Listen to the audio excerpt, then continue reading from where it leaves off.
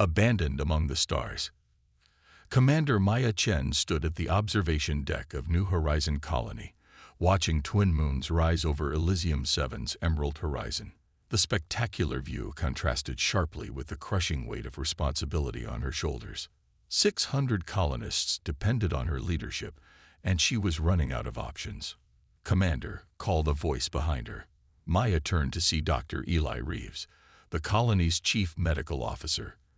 His usually cheerful face was drawn with exhaustion. "Let me guess," Maya said.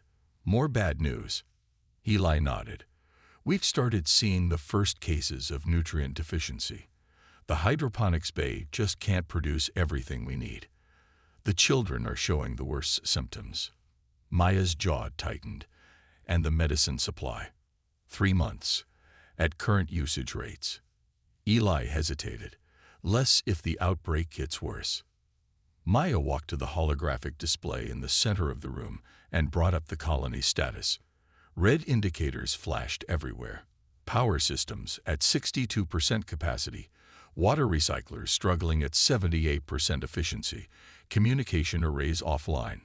New Horizon had been established 4 years ago as the Interstellar Alliance's most ambitious expansion project, a self-sustaining colony of scientists, engineers, and specialists sent to study Elysium 7's unique ecosystem and establish humanity's presence in the Vega sector. The Alliance had promised regular supply ships and reinforcements. The last ship had arrived 14 months ago. "Commander Chen," came another voice. Tark Williams, their communications specialist, rushed in with a datapad. The young man's eyes were wide. "You need to see this. We managed to boost the long-range receiver enough to catch this transmission." The message was fragmented, distorted, but clear enough. Alliance forces withdrawing from outer territories. All non-essential colonies to be evacuated. Proxima Collective advancing across 3 sectors. Resources redirected to core world's defense. "They're abandoning us," Eli whispered.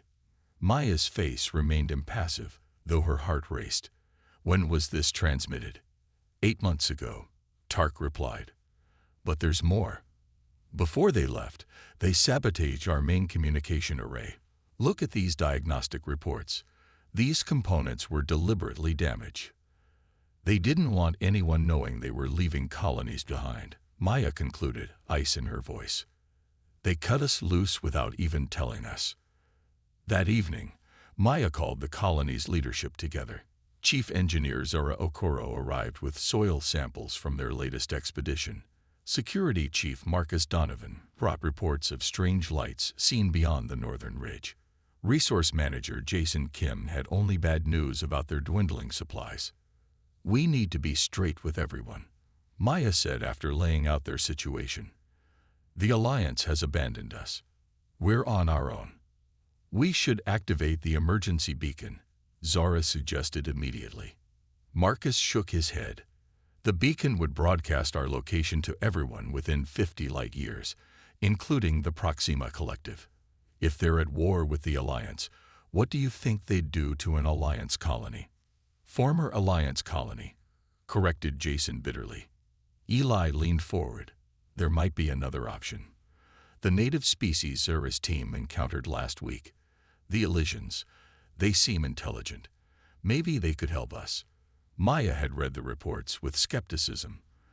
The initial planetary surveys had found no evidence of intelligent life, yet Zara's team had encountered bipedal, reptilian creatures who seemed to communicate with complex gestures and showed curiosity rather than hostility.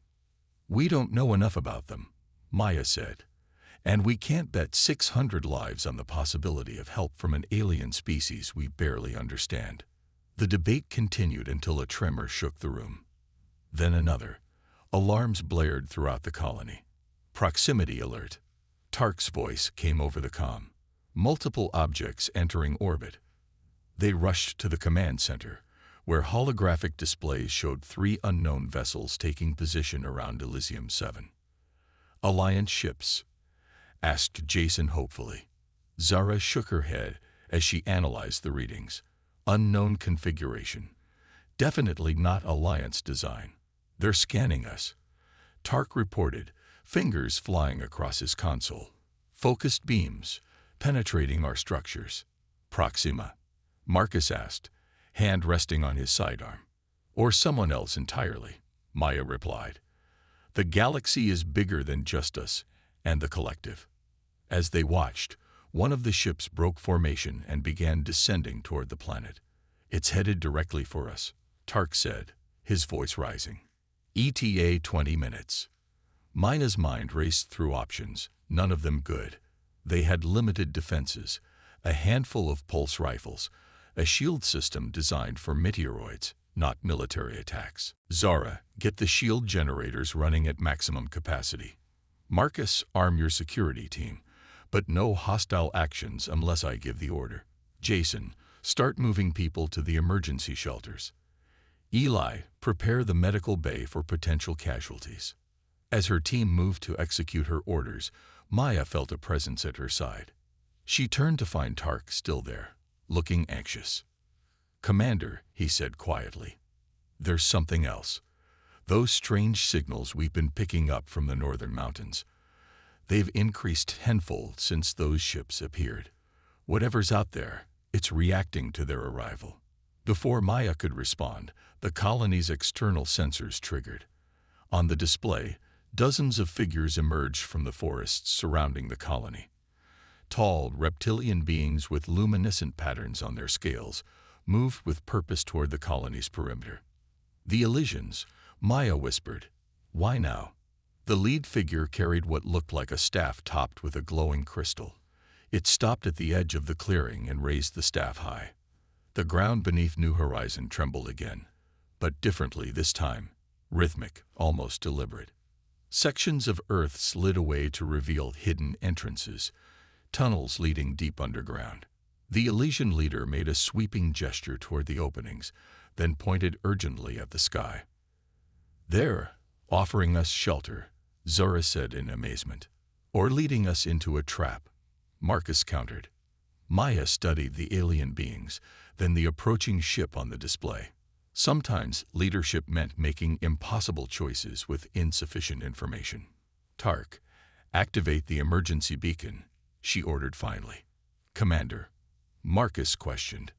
I don't know who's in those ships, Maya explained. I don't fully understand what the Elysians want, but I do know we can't survive here much longer without help. The beacon is our call into the darkness, and right now we need all the options we can get. As Tark activated the long-range distress signal, broadcasting New Horizon's location to the stars, Maya watched the lead Elysian. Its large, amber eyes seemed to reflect understanding and fear. Let's hope someone friendly hears us, she said quietly, before whatever's coming finds us first.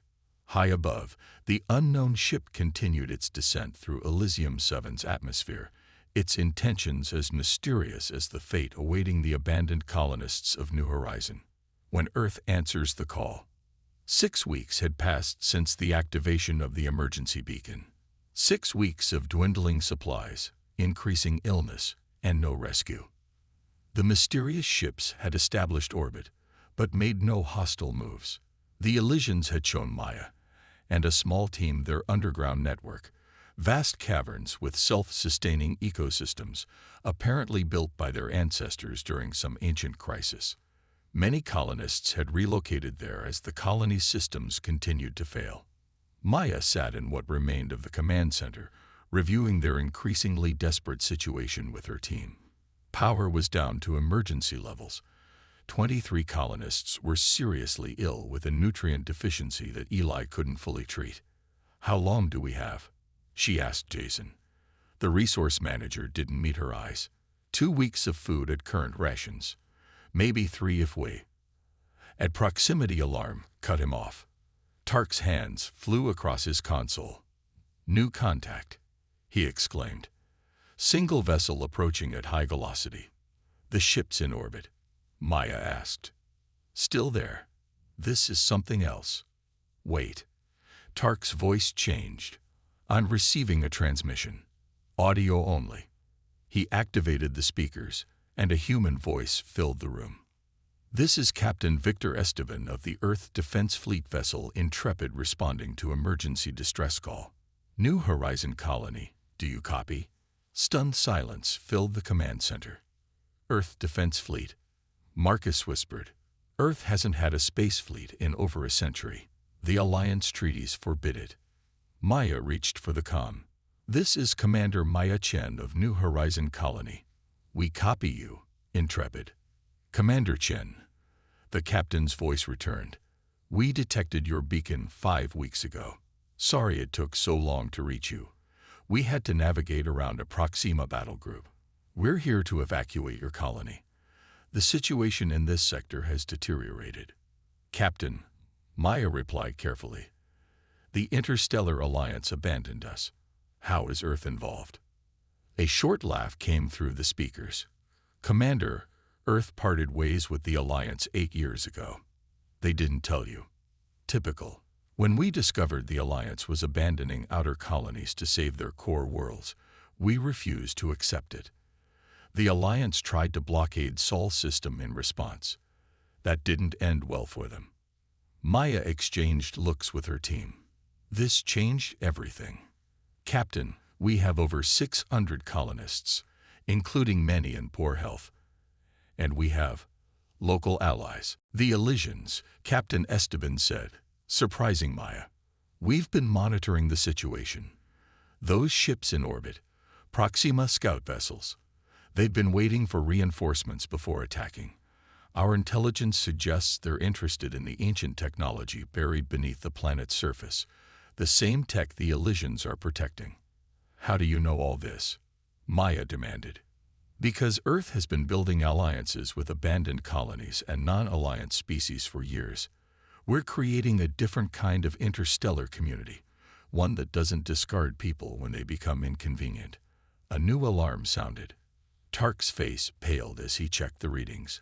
Multiple new contacts. Large vessels entering the system. Proxima signatures confirmed.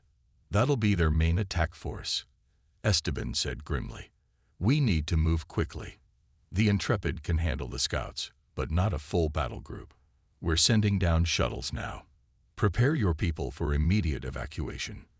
The next hours passed in controlled chaos. Earth shuttles landed outside the colony perimeter, their crews efficient and professional as they coordinated with Maya's team. Medics rushed to treat the most critical patients while engineers helped salvage essential colony data and samples. Maya watched in amazement as Earth personnel communicated with the Elysians using translation devices, showing respect and coordination she'd never seen Alliance forces demonstrate with non-human species. Captain Esteban arrived with the third shuttle, a tall, dark-skinned man with a weathered face and calm confidence. The Proxima main fleet will reach orbit in approximately 3 hours, he informed Maya. We can get everyone off planet, but I'm not leaving the Elysians to face the collective alone. They've been guardians of this world for millennia. What's your plan? Maya asked. My science officer believes the ancient defense system built by the Elysians' ancestors can be reactivated. It could drive off the Proxima fleet, but we need time to make it operational. Maya nodded. My people can help. Working together, humans and Elysians descended into the deepest caverns, where massive crystalline structures lay dormant. Zara worked alongside Earth engineers, marveling at technology that blended the organic and mechanical in ways Alliance science had never achieved. Meanwhile, in orbit, the Intrepid engaged the Proxima scout ships, buying precious time despite being outnumbered. Commander, Tark called over the comm. The Proxima main fleet has arrived early. They're launching landing craft. Maya looked to Captain Esteban. We need more time. My ship will hold them as long as possible, he replied, but we need to finish this. The Elysian leader, who they now knew was called Estrel, approached with the crystal staff. Through the translator, he explained the final component. The staff was a key, passed down through generations of guardians, waiting for this moment. As Proxima forces landed and began advancing through the forests toward the cavern entrances, Estrel led Maya, Esteban, and Zara to the central chamber. Human and Elysian defenders held the tunnels, fighting desperately against technologically superior enemies. Strel placed the staff in a crystalline receptacle. Energy surged through the ancient systems, illuminating chambers that had been dark for thousands of years. "It's working," Zora exclaimed, reading the energy signatures. "But the power buildup is slow. We still need to buy more time." Maya made her decision. "Captain, get the rest of my people to your ship. I'll stay with the defenders and make sure this system activates." Esteban shook his head. "That's not how we do things, Commander. Earth doesn't leave people behind. Not anymore." The cavern shook as Proxima forces breached the outer defenses. Marcus reported heavy casualties. The situation was becoming desperate. Streld spoke urgently, the translator conveying, "There is another way. The system can be focused through a smaller area, enough to disable their technology without the full power requirement." "But," Maya prompted, sensing the unspoken condition, "it would only affect the immediate area, protecting this planet, but not stopping their fleet." Esteban nodded grimly. "My ship can handle the rest. If we can disable their ground forces, the Intrepid can target their command vessels." As they prepared the modified plan, Maya received word that the last colonists were aboard the Earth shuttles. Only the defenders remained. The moment came faster than expected. Proxima forces breached the central tunnel, their advanced weapons cutting through the makeshift barricades. Strel activated the ancient defense system just as the enemy forces reached the central chamber. A wave of energy pulsed outward, spreading through every tunnel and cavern. The Proxima weapons and communication devices sparked and died. In the sudden silence, Strel raised his staff and uttered a command that needed no translation. From the shadows of every passage, hundreds of Elysians emerged, far more than the humans had ever seen. The Proxima forces, suddenly outnumbered and without their technological advantage, were quickly overwhelmed. Above, the Intrepid executed a daring attack run on the Proxima command ship, its advanced Earth weapons piercing defenses the Alliance had always claimed were impenetrable. Without coordination, the remaining Proxima vessels began to retreat. Hours later, Maya stood with Captain Esteban on the Intrepid's observation deck, watching Elysium 7 shrink in the distance. "Where will you take us?" she asked. "Earth first, for those who want to go there. But many former colonies have banded together. You'll have options." He smiled slightly. "We've been finding abandoned Alliance colonies for years, integrating them into our new coalition. Turns out humans don't like being discarded, and neither do many of the species the Alliance dismissed. I never thought Earth would be our salvation," Maya admitted. "The Alliance always portrayed Earth as primitive, isolationist. We were," Esteban acknowledged, "until we realized the galaxy needed something the Alliance couldn't provide. A community that values all its members, not just the convenient ones." As the ship accelerated to faster-than-light speed, Maya thought of the Alliance that had abandoned them, and the Earth that had come to their rescue. Perhaps humanity's greatest strength wasn't technological superiority or political dominance, but something simpler, the stubborn refusal to leave people behind. While the Interstellar Alliance retreated to protect its core interests, Earth had expanded outward, building connections, offering help to the abandoned and forgotten. Not out of political calculation, but because of a deeply human conviction that we are stronger together than alone. Maya smiled as the stars streaked past the viewport. They had been abandoned among the stars, but humanity had found them anyway, and in doing so, reminded her of what it truly meant to be human.